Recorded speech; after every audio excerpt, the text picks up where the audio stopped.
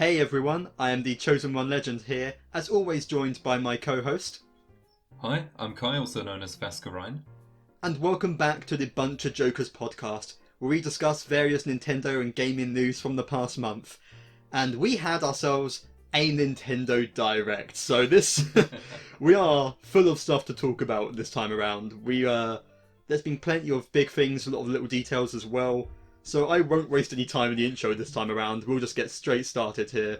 Of course, there will be timestamps in the description below if you want to check out the different sections of the podcast. But let's go off with our first one, Can't Have a Podcast Without News Baby, where we discuss basically the Nintendo Direct we got. And Kai, before we get to any specifics, just general impressions. That was a killer Direct, wasn't it? I think it was one of the best yet. I feel like at some point we need to go back and tier list all of the directs that they've done in the last 5 years because wow, this one really knocked it out the park with all the big hitters, and maybe some of it was specifically geared towards people like us for some of the series, but I think even then overall it was just really solid. It just had consistency, it had pace, and especially when you compare it to the other directs, we're not really going to go much into them, but there was a Pokemon Direct and there was a Sony State of Play, and both just, so slow, so boring, and part of it is the interest, and I'm not a Pokemon fan and whatnot, but Nintendo have really nailed the pace, particularly with this one. Mm-hmm. And I do want to say with Pokemon, just to get it out of the way, yeah, it wasn't really that interesting, was it? There was no. Scarlet and Violet DLC news, which was whatever. The only cool thing there was I think it was a Primal Suicune, and then a futuristic Virizion from Gen 5, which was fun. Yeah. Pokemon Sleep has finally been a thing, because that was a running thing, if you didn't know, where they announced it years ago and then never mentioned it again. I just find it funny, there's that accessory that's something like the Pokemon Go Plus Plus. It's really... it's sure. A bit wacky, yeah. And then the only other thing is the crazy British accents in Pokemon Masters EX. Yeah. But outside, there was nothing substantial outside of that, really, let's be honest. Yeah, nothing... From the Sony State of Play, there was nothing for us to really mention there. Nothing that would... Mm-hmm. Some people are interested in Street Fighter and that, but we've got plenty of other things we need to talk about here. So let's just move on to the big one, the Nintendo Direct. And it started off with one very much tailored towards you, Kai. Pikmin 4. We've got our first bit of a proper look at that, and what are you thinking? It's interesting, I'll say. There's a couple of things we've seen from it. One of the main things I saw was it looks like we have 4 captains now. Yes. Which makes sense because every game's number has, that's the captain number. As for the characters, there's something I'm not overly keen on yet. I guess we'll have to see. I don't really care for their designs at all, but they might be fun. They're a little creepy for some reason. I don't know what it is, they kind of scare me. Yeah, there's something about them, but it looks like the main character might be the child of Alf and Brittany or something. I don't want to imagine that, but it looks like a cross between the two of them, and they also look younger, I think. I don't know why I had a sudden... I won't say specifics, but you're reminding me of the picture from Xenoblade 3, Kai. When you... Oh god, yeah, sorry. Imagine that in Pikmin, anyway. What's even more terrifying is Colin, one of the other characters. He looks terrifying. But outside of the designs of those, the world looks good. It definitely looks like the camera has been brought a lot lower, I guess, to give you a sense of the scale in the game, which I think is quite charming. Maybe it would be nice if you could switch between the two views, but it's fine. Yeah. There's, dungeons that you can go through. Apart from that, a lot of the gameplay looks the same. We've got Ice Pikmin. Ice Pikmin look pretty fun, where they can freeze the water while you have enough of them on a bed of water. So, I'm interested to see how they make puzzles with that, and I'm sort of hoping for a second extra Pikmin type as well, because they like adding 2 per game. Who knows what that'll be? We could have a whole video on speculating Pikmin types at this point if we want. We'll have to make Sam draw some up again. He wouldn't be opposed to it, I'm sure. No, he would do it. Yeah. And then, apart from that, and having dungeons to explore and everything, and treasure to pick up, the main thing was this dog. Yes. which I can't remember the name of it, but I mean, neither. it's here. It's like, I'm gonna call it Patui because I don't remember what its name is. Patui can like go round. You can ride on it. It can like break things. So it's like a whole part of the gameplay in a way. I'm not sure how I feel because I don't feel like we needed, a multiple animal character in Pikmin. Yeah. As charming as it is, but maybe in terms of gameplay it'll be good. I'm really interested to see kind of what it brings because at first I was like really opposed to it, but then I realised, well, hang on, only one captain can really have this Patui at a time, so you've got to decide, like, which captain do you want to take it, where do you think it's going to be most useful, so maybe there's some decision making there. Yeah, I guess it does add another layer of depth to the mechanics. It's It's interesting because, like you say, there's definitely some neat stuff in there, but really, Pikmin's Pikmin, right? You sort of know what you're getting. It's not like you're gonna get something that blows your mind in the Pikmin trailer, a big story reveal, or some crazy new mechanic likely. It just looks like more Pikmin, overall in a general sense, but that's not a bad thing because that's what people have been wanting for, what was it, 10 years at this point since Pikmin 3? It's something like that. Well, the other one big new thing they added, which I almost forgot, is there's something to do with the nighttime in this game. Oh, and there God, are like yeah. star bits around to collect, which I imagine might be like some equivalent of either treasure or food. That honestly, I really like that because the issue a lot of people have with the Pikmin series is Pikmin 1 is old, Pikmin 2 is way too hard, and Pikmin 3 is way too easy. Yeah. Like even in the Pikmin 3 Deluxe, I think they did something where they made hard mode is like the normal mode of the original version or something.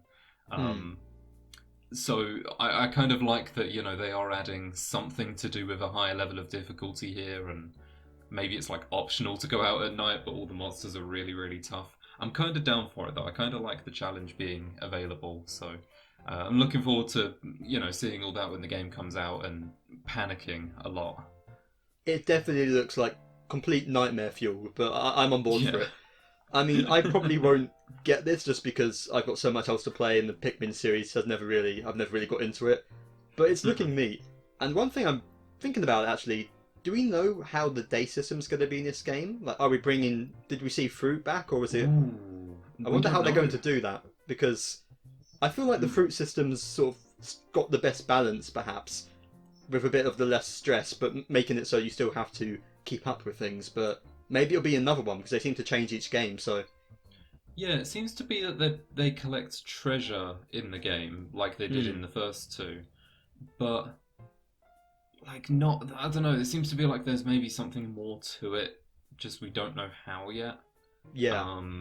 So I guess we'll see. I did like the day system, so I guess we'll see. I wouldn't mind if there was some kind of a combination of the two. Yeah, that would make sense. Yeah. All right then, let's move on to our next game, and I'm going to just hand over to you once again, Kai. We're on your specialties here because Splatoon 3. Okay, yeah. Splatoon 3. So they talked a bit more about the DLC that the game is going to be offering. There are two waves to it. The first wave is very simple. It's already out actually. It's just Inkopolis. What's the one from the first game called? I don't even remember. Inkopolis Plaza? Square? Place? Land? I think Square is the second. No, that's Splatsville. I don't. Anyway, the area from the first game, the lobby of the first game, is in this. You can pay however much it is. I don't even know, and you get access to that area. There's like different shop vendors. Honestly, I don't care. I never played the first game, so like buying just a new version of the lobby, I don't care. I quite like the one that's in Splatoon 3, so it's whatever.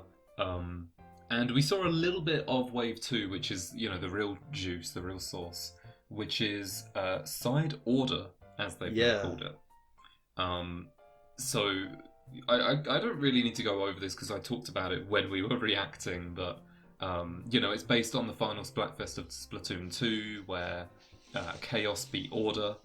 But it seems like this is going to be what happened if Order won that Splatfest. Looks like we'll be going through possibly with Agent 8, the one from Octo Expansion, with Pearl and Marina again, which sounds good. It's actually interesting because the area that you see in that little snippet is Splatoon 2's lobby with no colour. Yeah. So I can just imagine it's going to be like a really good story, I think.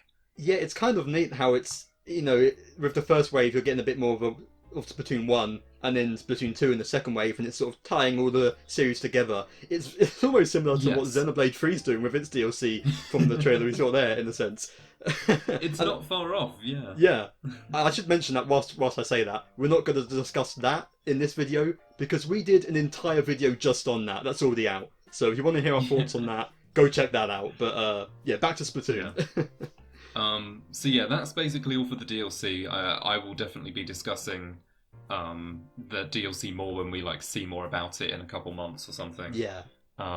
Apart from that, Season 3 of Splatoon 3 is now out. As of recording this, it came out 12 hours ago. I did play it as soon as it came out. And there's a bunch of changes that I'll just brush over. So we got 2 new stages, Umami Ruins, and then Manta Maria's return from Splatoon 2. We got 2 new special weapons. One is called the Super Chump, and the other is Kraken Royale, which was kind of like the poster thing of this season, because Kraken from Splatoon 1 was quite beloved. Yeah. So that's cool to see return. Loads of new weapon kits, new table turf stuff, loads of new salmon run updates, a new there's a new king salmonid called Ouroboros, Ouroboros. The Xenoblade 3 connections continue. Xenoblade 3, Splatoon 3, and Tears of the Kingdoms go as well. I'm not sure why Nintendo loves it so much, but hey, I'm not complaining. It's a cool concept. And for anyone who's heard, the scream of Ouroboros is absolutely terrifying. It's something straight out of a copy pasta or a Backrooms video. It's genuinely something out of a horror. So that's quite fun. And the only other thing is, Table Turf is now online. You can play against your friends in Table Turf Battle. And imagine having friends who want to play it with you. Yeah, I'm one of the 3 people in the world that cares about Table Turf, but I just think it's kind of neat. Yeah. So, honestly, I think it's worth buying. This £60 Table Turf game has a shooter game with it as well, so that's pretty fun. And that's basically it. But I've not been playing Splatoon as much recently, but it's good to see that they are still updating the game, keeping it alive. The only other thing from the update is they were balancing some of the stages out, and they put a pole in the middle of about 3 of them, just a thin pole, and no one knows why.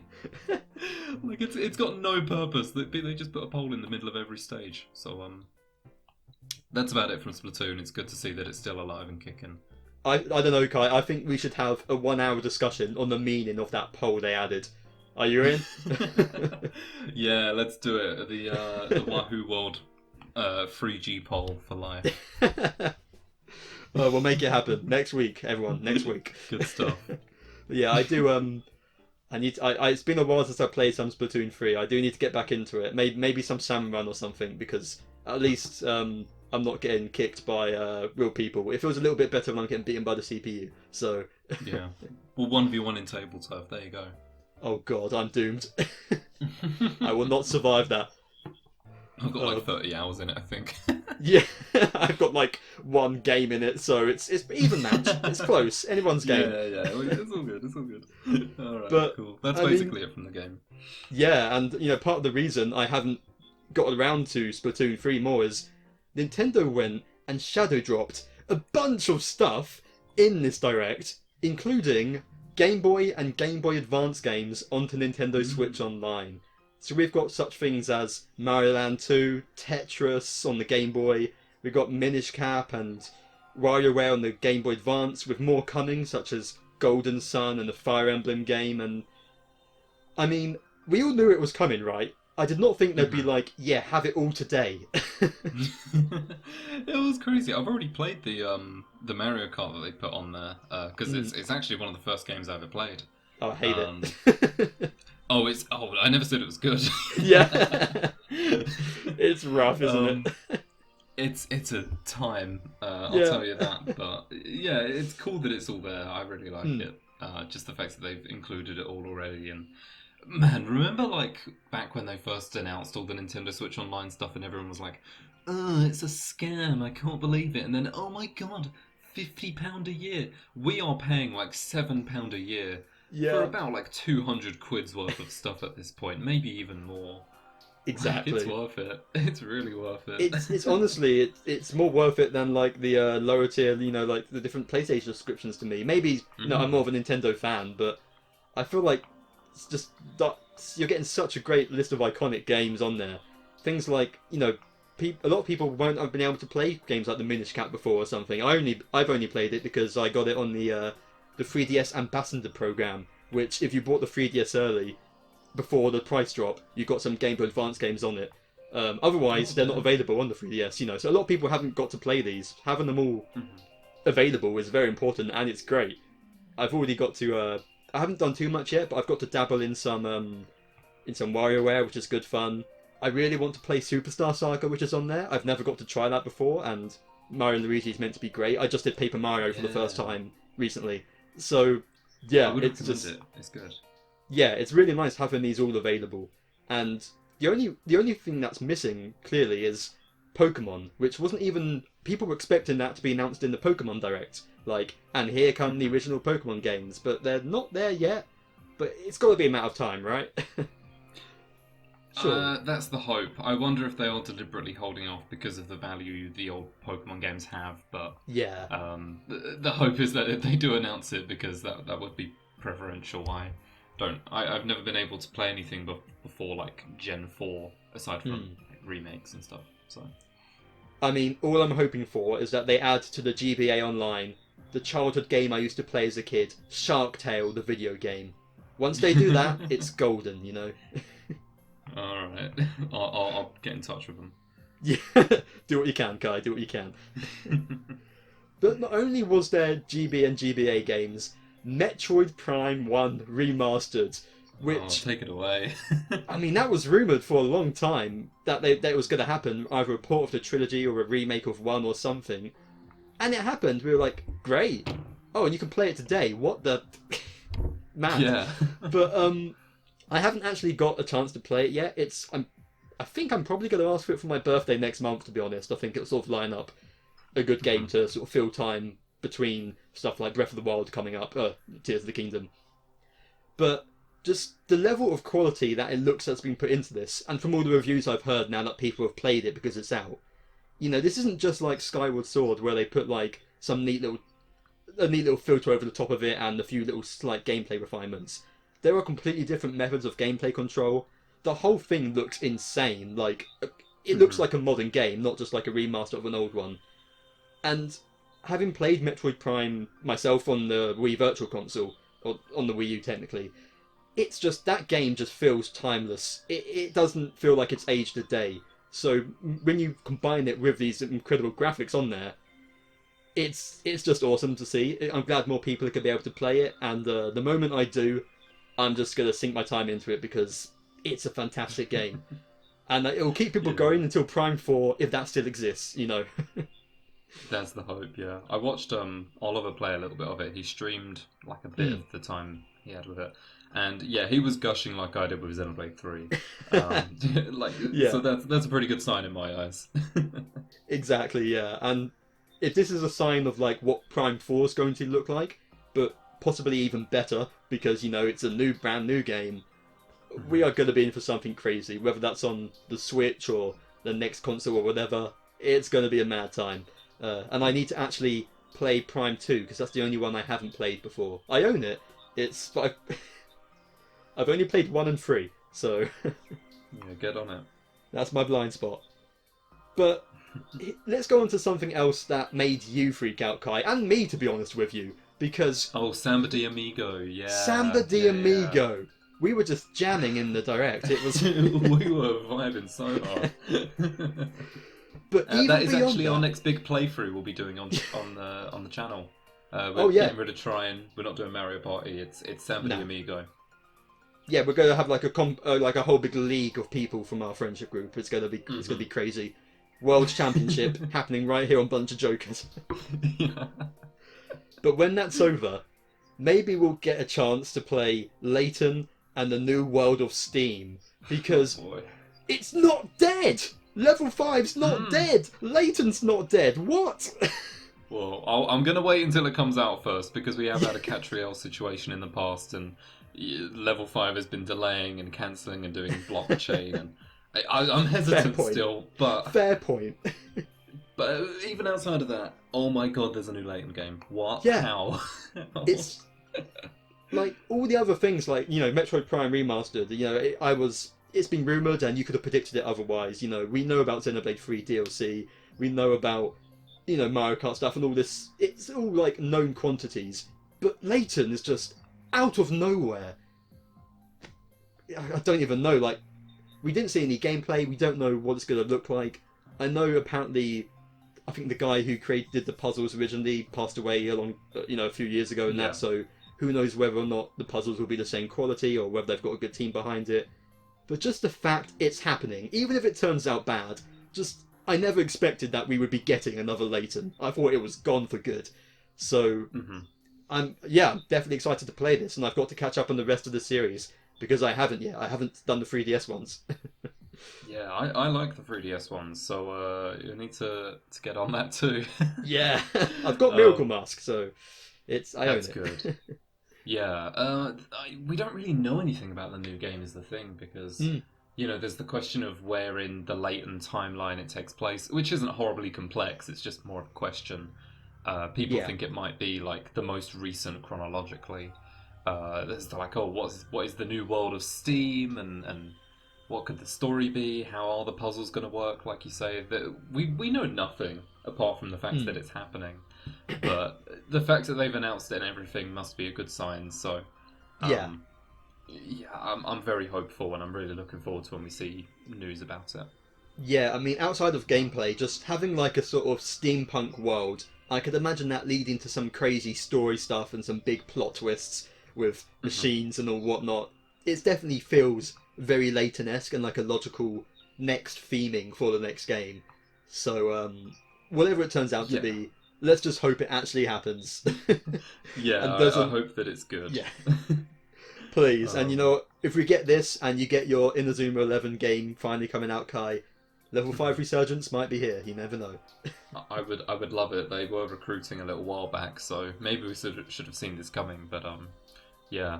On the topic of Level 5, you know, one thing is that we were saying before, Level 5 have announced that they're doing their own like version of a direct with New World of Steam and Inazuma 11 and I think Deca Police, which I didn't even realise was their thing. Right, was yes. it Deca Police? I don't know. Sounds familiar. Deca Police was kind of cool in the direct. I can't really remember it now, but I remember it being kind of cool. So, you know, when that happens next month, we will be talking about that, and I will be rambling extensively about Inazuma 11. So, you know, one thing is, this is probably me being really ambitious here, but I'm because the 3DS eShop is of course dying this month. So you know, if you haven't got any 3DS games, now's your good chance to grab them. But I'm going to be buying Professor Layton versus Wright, because that one, unlike the other Wright games, I don't think will end up being ported. But just in case it gets announced in the Direct, I'm holding off till then. That's a complete pot shot. It's not going to happen, but just in case. But once that's over, I'll be like, yeah, I'm going to buy it on 3DS. But you never know. Yeah, good shout. What else do we have from the Direct? Because there was so much. There was. I mean, we sort of like rambled over this a bit in our Direct reaction video. I should have mentioned this, but we did do a reaction to this Direct, which is on our YouTube channel, so you can see our live freaking outs right there. And we were in the middle of freaking out Layton when they showed off our next Mario Kart Booster Course DLC, which they only showed off one track, but it's an original track, it seems, based on Yoshi's Island, with a new character, Birdo, for start. And it looks incredible, like the design behind it. It fits the Yoshi's Island series perfectly. It's so adorable, and it looks like it might honestly be one of the best tracks we've seen, even in the whole game, to be honest. Yeah, it looks very solid. I'm glad that they've been keeping up the quality. Yeah. Birdo as a new character is interesting, because none of the waves have given new characters, I don't think. No, this is the first. So, it's cool to see.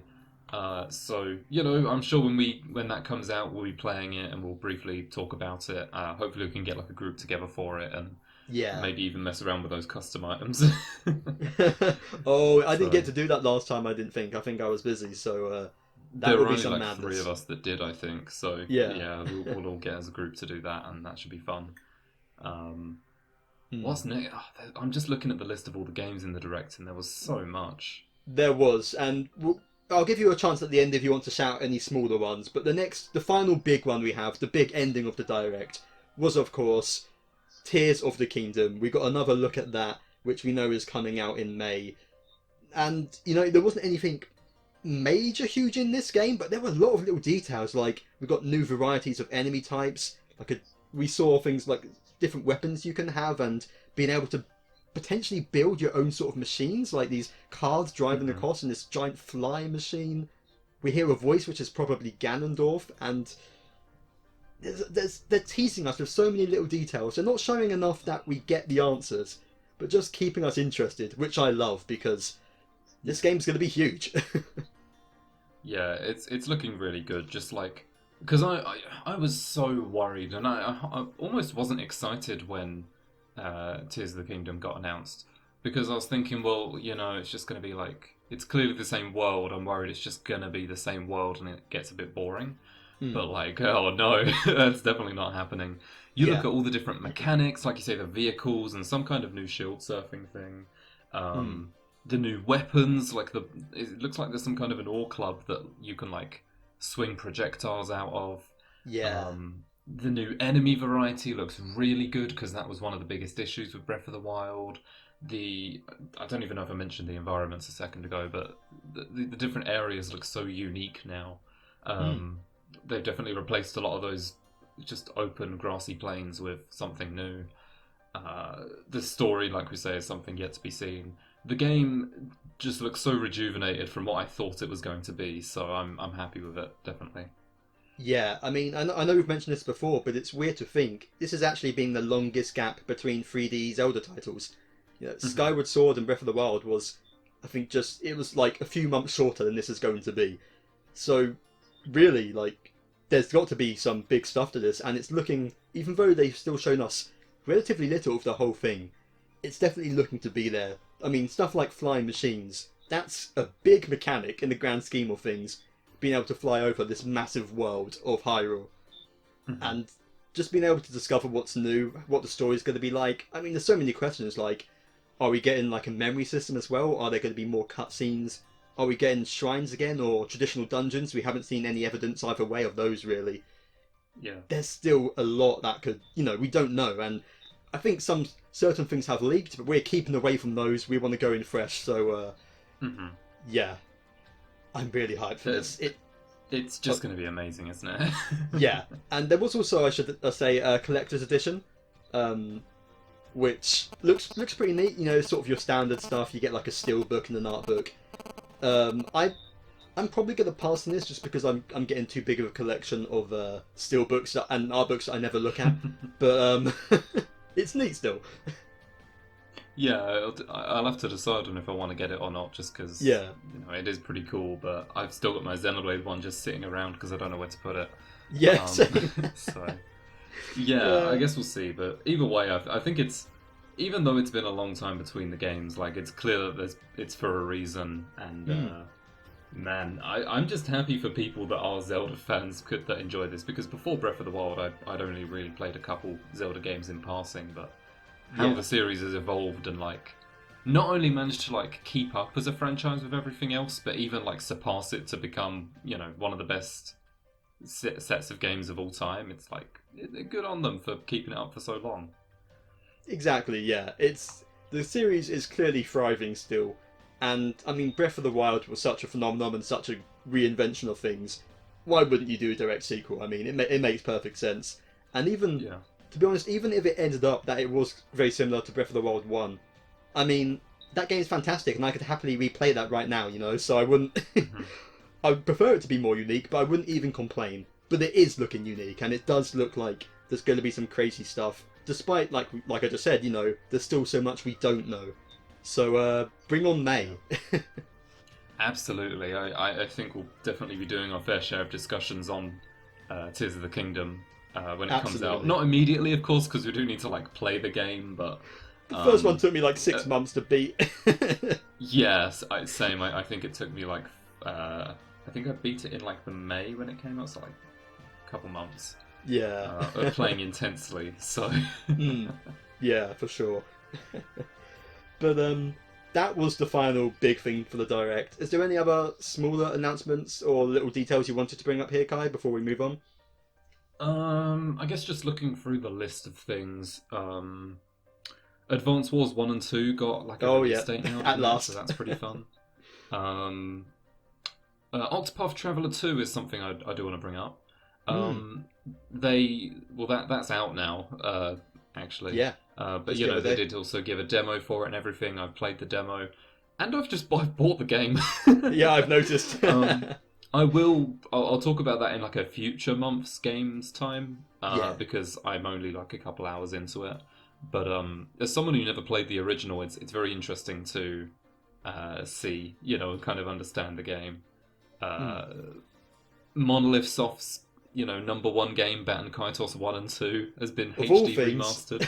Yeah. Like a full HD remaster. What? How? Why? Why did they do this? I don't know. Who needs Xenosaga? It's such a weird one to like bring back, but it's pretty fun, I guess. I'm happy for our friend Sam.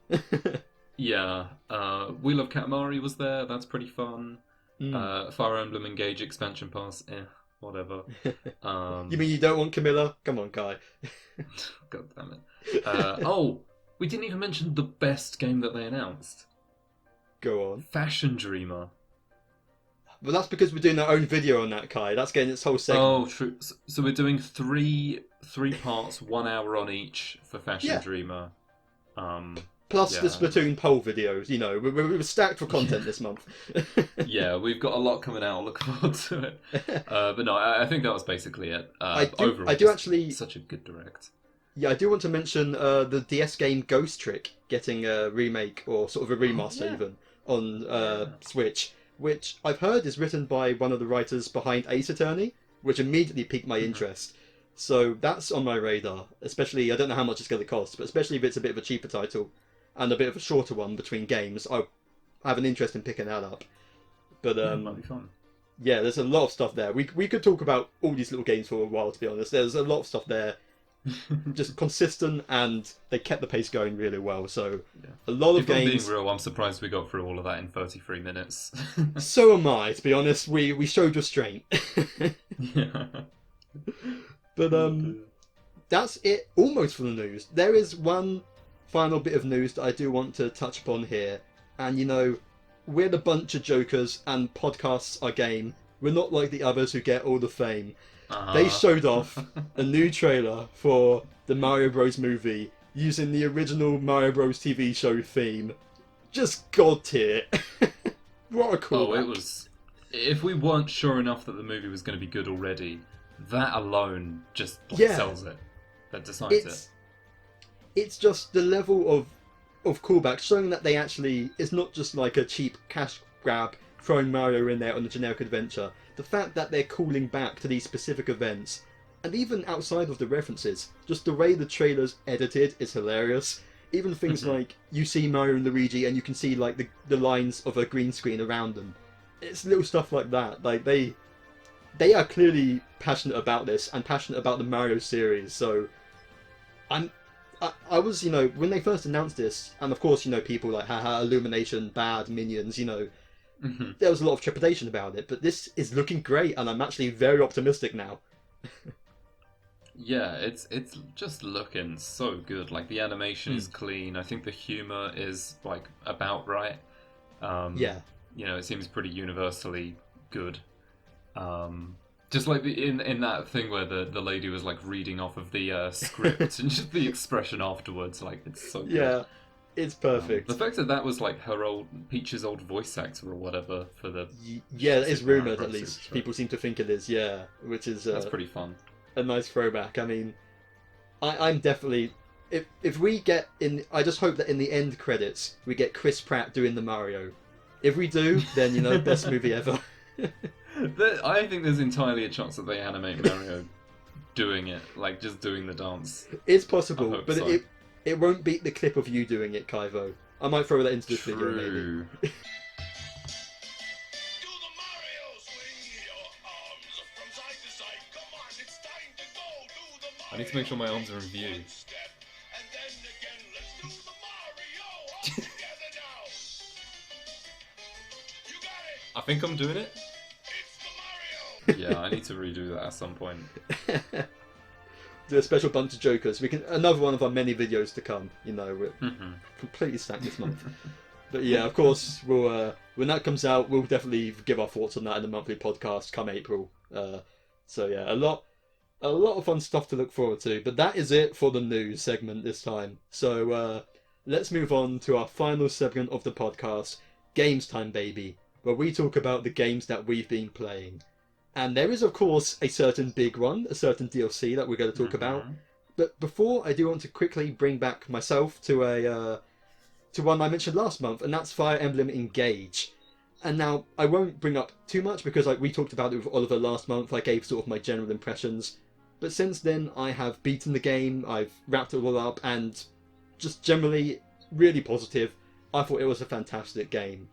I mean, I already mentioned last month how, like, the presentation is amazing, the visuals, the character designs and the UI and that all really smooth. The game is in that regards, it's definitely a big step up from Three Houses in just general presentation of things. It does, it goes more into that gameplay side as opposed to like the whole monastery aspect. It's more pure gameplay, and it can be brutal. I mean, not unfair, except one particular prologue, which I won't go into, that caused me to go in a full... Kai, you saw the full rage. But I did. Outside of that one, it's always really balanced, but it pushes you, even on easy mode. Like, it's so aggressive with respawning enemies constantly, to the point where, like, you need to beat your objective, or the respawning enemies are gonna, like, surround you and overwhelm you. So it really keeps you on your toes, but, you've got all your different emblems to deal with it. You've got, like, the rewind feature, which is unlimited in this game, which is nice. So you are well equipped, and just in general, the story as well, whilst a little bit more basic and generic fantasy, good versus evil, as opposed to the sort of political warfare of Three Houses, it's still wrapped up really nicely. And I liked how it came together. Like, I liked the villains in the end of it, and a special shout out as well to Alir, who's a really good protagonist, who actually has an arc and a character. Oh, really? And I use female Alir, but at least with her, a really good voice actress as well, who, like, portrayed all the emotions. It's so nice coming off of, like, Byleth, where the voice actors did a fine job of them, but they just barely speak. You got this emotional scene, and they're just, like, staring into space, like our friend Sam when he zones out on a stream. It's compared to that. When you've got Alir actually emoting and voice acting and being an integral part of the story, and their interactions with the other characters as well, it really adds a lot to it. So, all in all, I was impressed with this game, and I haven't got the DLC in that because I think like I was ready to move on to other stuff that I want to play.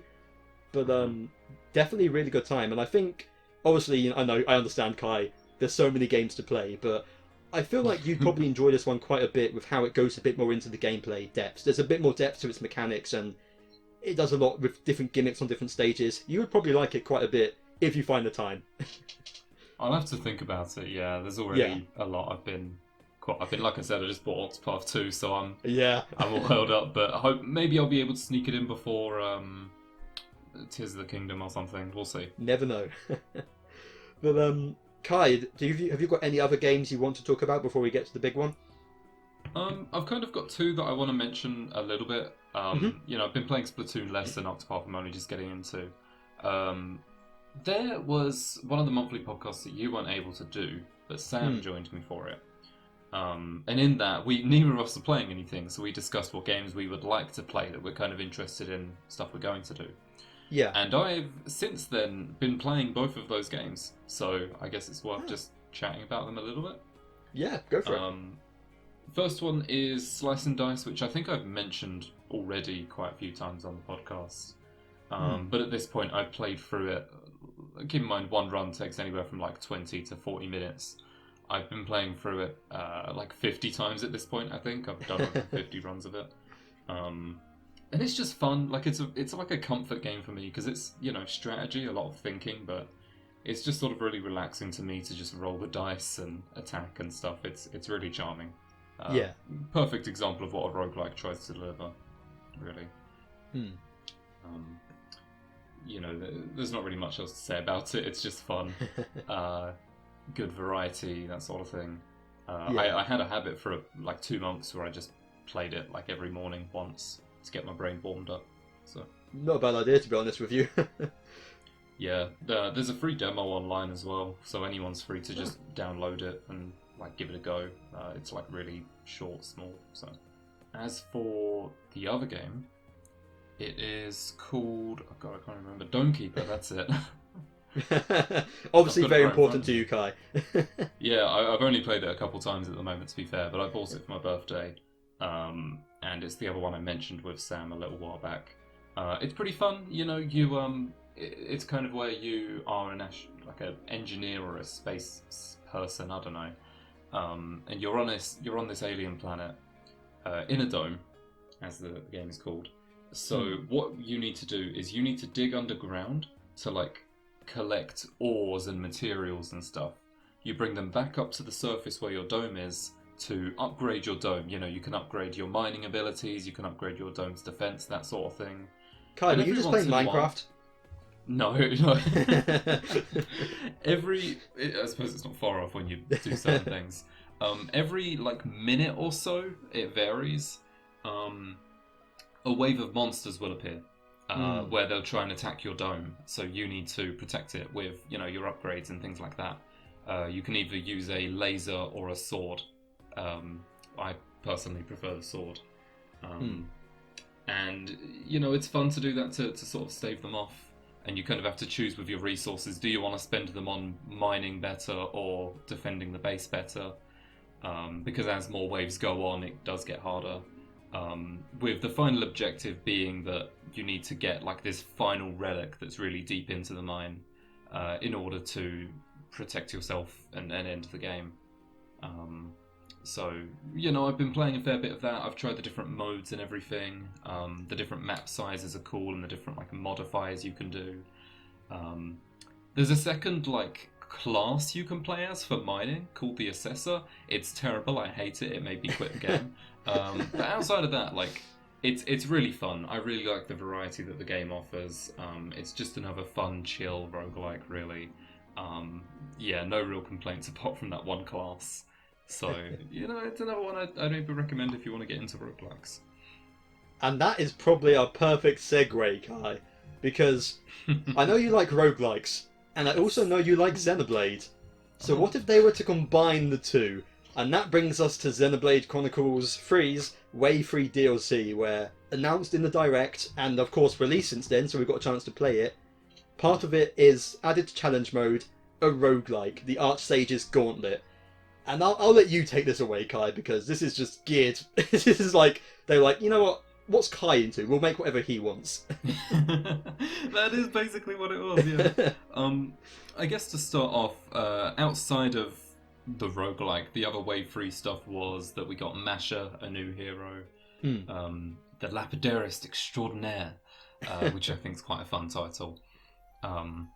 And, she has a smithing mechanic, which I believe both of us used once and then never touched again. The one time it makes you do it, yes. Content. Yeah, there's no point. But, I liked Masha. What did you think? Yeah, I really liked her story. I think she was a cool character. I like her voice actress, that's sort of very upper class. It reminded me a bit of like a much safer Bayonetta, in that sort of tone of voice. Yeah.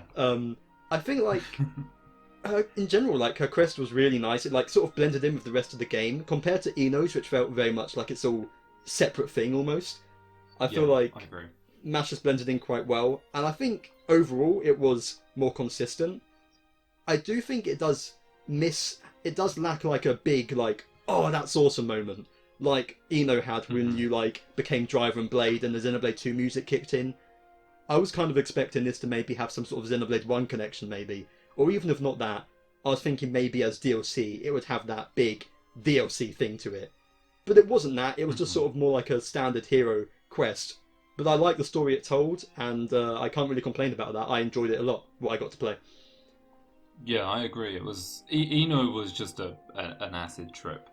Uh, but yeah, I liked Smashers. I think her first quest was a bit whatever, but her Ascension quest was genuinely quite interesting. Yeah. So, she fits right in with the rest of the cast. It's interesting to have a city hero as well, because, you don't get many of those. Who looks completely stand out from the rest of the city cast. They all look like grey, and then she's here in this bright yellow. It's yeah, it's interesting. Bit of house lore as well. Yeah, there was that. Yeah, and then the only other thing we got is we did get some new DLC outfits that you do from playing the roguelike, which were the throwback outfits, and I really liked them. I'm guessing you feel the same, but they were really sort of stylish, good references, they all kind of fit. It was good. And I like the recolors as well. Some of the other Lance's other version of Ryan's outfit, like where it's like white. Ryan. It looks so good. Yeah, the white is good. Yeah, for sure. And of course, how you unlock them is the one and only roguelike challenge. Yeah, okay, so, oh my goodness, it's amazing.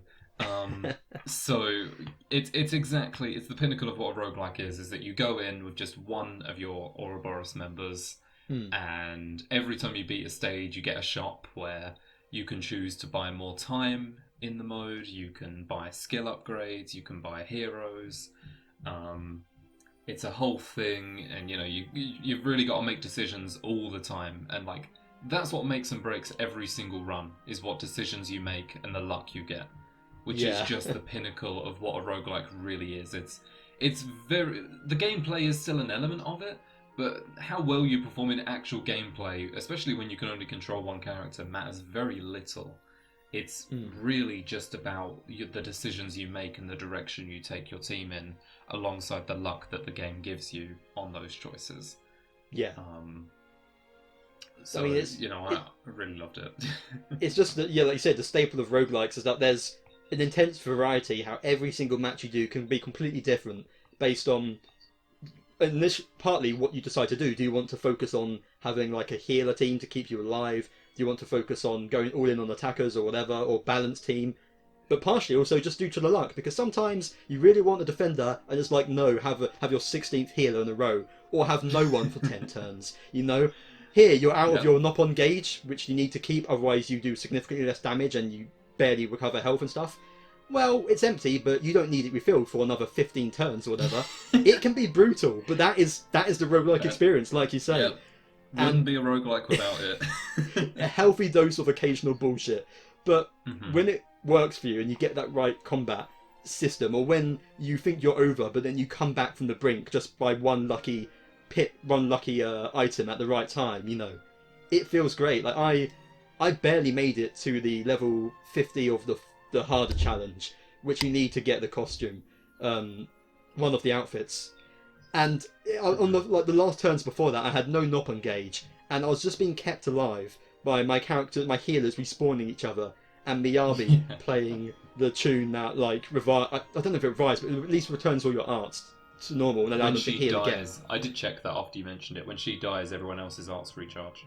Yes, that saved me so many times, and it just happened to be that lucky setup that kept me alive just long enough, and it's that kind of element to it that is a lot of fun, as chaotic as it can be, especially just with the fact that you're playing as one main character with up to six other heroes with you. You don't get to do that in the main game, except in that one moment at the end. But it's so cool when you go into chain attacks. It's wild. It's insanely fun. I mean, they had to nerf chain attacks a bit, where you can genuinely just do 3 charges in it, or 3 rounds, except if you have Fiona, then it's 4. But I think it's fair, because oh my god, some of the numbers you see in those, I broke my record for chain attack damage. I hit 25 million or something. We don't even know why, really. I guess it must have been multi-hit enemies, but you were so confused, and so was everyone watching. But it's really fun though, just to have all those heroes teaming up now and everything, and it was just really cool to see. That's really it. It's also nice to I was have. super here for it. like I haven't played it much since getting the costumes, just because I've had other things I want to play. But it's nice having something that you can infinitely go back to in Xenoblade 3. Because before, of course, replaying the entire game is fun, but it's a massive undertaking. And sometimes I just get a bit of a craving for like Xenoblade 2, and I'll go back to the world and I'll just sort of run around and fight a few level 90 enemies, and there's not much I can do really other than restarting. But this gives you a challenge. It gives you a way to experience the game and its characters and its combat with unlimited potential for replays, without taking too long. That's my main criticism of it in that regard, is it does forgo some of the benefits of roguelikes, like being able to save and quit at any time, because your runs can take a really long time, especially the harder ones, and it sucks being locked into that, not just in the game, but you can't play anything else on your Switch in general. That's annoying, but other than that... Yeah, there's still definitely some tweaks to make with it, but I do like how you have the different difficulties that you can go into, and how they really do challenge people. I mean, there's already been people, like, as soon as it came out, there was like, oh, I managed to beat it with no heroes or something like that. Like stage 140. It's like, okay, well, I'm not doing that, so. And that's the thing, though. There are certain stat boosts that increase your stats the less heroes you have. So there are ways you can work around that kind of thing, which is mad. Yeah. Overall, though, it's exactly as you say. It's Xenoblade 3 needed a reason for you to go back to it. Because it doesn't have that, but the roguelike has given you that. You can do your own challenge runs and whatever. And the other thing is that one of the sort of, not an issue, but an observation I've had about games like this is, in Xenoblade, it's often not about being good or bad at the game. Like, it's always just about, like, oh, I can beat Seraphic Serentinia just as long as I've got like all my soul hacker equipment, and then I can just do a couple button commands and you win immediately. It's like, does that mean you're good at the game, or does that mean you're good at preparing? But I feel like this roguelike really sort of is what is able to challenge you now. You can go into it, and although it is also still just decision making, you can go into it thinking, well, I can really sort of challenge myself on the gameplay now to see what my skill level is. Which I just thought was kind of neat. Definitely, yeah. It's really nice, because I was expecting it would just be new challenges, like the first pack, which are fine, but nothing special. And I didn't really pay much attention to them outside of the costumes. But this has real value of doing something different.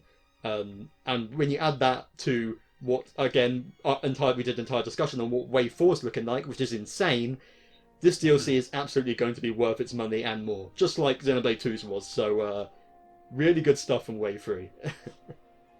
Yeah, really solid, and I mean, we know Wave 4 is going to knock it out the park, but personally, I'm very happy with the roguelike. Absolutely. And that does bring us to the end of the podcast. So thank you so much for watching. Big thank you to you, Kai, for joining me, as always. Where else can people find you at? On my YouTube at youtube.com/Fascarine, links will be there. My Xenoblade journey is like finished now, even including the Wave 3 stuff. Yes. Which was painstakingly edited because I edited it on Twitch and Twitch's editor is terrible, so I had to like redo it 3 times and then screen record. It was a whole thing, but like it's out now, it's done, it's there. You can kind of see snippets of how I did on that and everything else in Xenoblade, but I won't be advertising my channel much after this month because that's it. The game's over until Wave 4 comes out. So that's done. Over on Twitch, I'm still doing Inazuma 11, and I'm having a good time. It's fun. It's good. Like we said, level 5 coming back. Better time than ever to go watch them in Inazuma 11. So, of course, go check that out. There will be links in the description below. And also a big thanks to our friend Sam, who is our graphic designer. He made our logo and all the thumbnails you see. I dared to make one myself, and he was like, no, that's awful. I have to redo it. So, he does good work. And, of course, he's going to be making our new Pikmin designs, right, Kai? So, yeah, of course. And he's going to be doing all the concept art for Fashion Dreamer. He's going to have to drawing all the potential uses for that pole in Splatoon. It's going to be mad. But yes. And just stay tuned to our channel for more content. Of course, we do a regular news podcast at the first Sunday of each month. So there'll be one next month, as well as other videos. We don't really have any big plans right now, but of course, once we hear more on Wave 4, we'll be talking about that. Same about Tears of the Kingdom and all the upcoming stuff. We'll be breaking that down when it becomes relevant. So stick around here for all of that, of course on YouTube or audio-only versions on Spotify and other podcasting sites. But that brings us to the end, so thank you so much for watching, and we will see you guys in the next video. Take care. Take care.